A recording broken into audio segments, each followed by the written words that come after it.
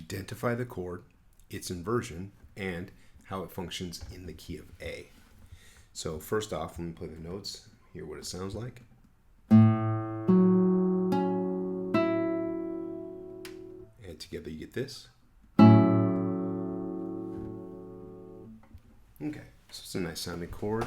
Let's figure out the notes first. From low to high, the written notes are A, then we have an F sharp, C sharp, and then on top we have an E.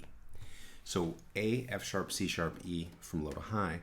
In order to build the chord, take the letter names and stack them into ascending thirds. So with these letter names, F sharp is going to be the root of the chord, A will be the third, C sharp will be the fifth, and then the E would be the seventh of the chord.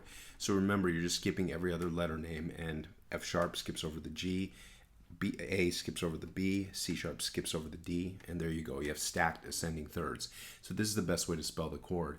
And so we have some type of F sharp chord here because F sharp is the root of the chord. And in order to figure out the quality of the chord, we have to look at the intervals between the notes. F sharp up to A is a minor third, A up to C sharp is a major third. Minor third plus a major third, that's the recipe for a minor chord. So this chord here is F sharp minor, and then the E on top, this is the seventh above the F sharp, so this is F sharp minor 7, and that's actually what the chord is. Now, the A is down in the bass, so when you're dealing with inversions, what we're really talking about is what's the lowest sounding note.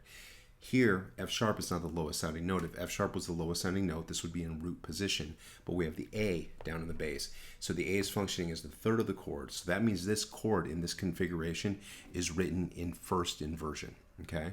And so it's an F sharp minor chord in first inversion. And then finally, how would it function in the key of A? Think of your A major scale. The note F sharp is the 6th scale degree, so this would be the 6th chord in the key of A. Hope that all makes sense. I'll see you next time.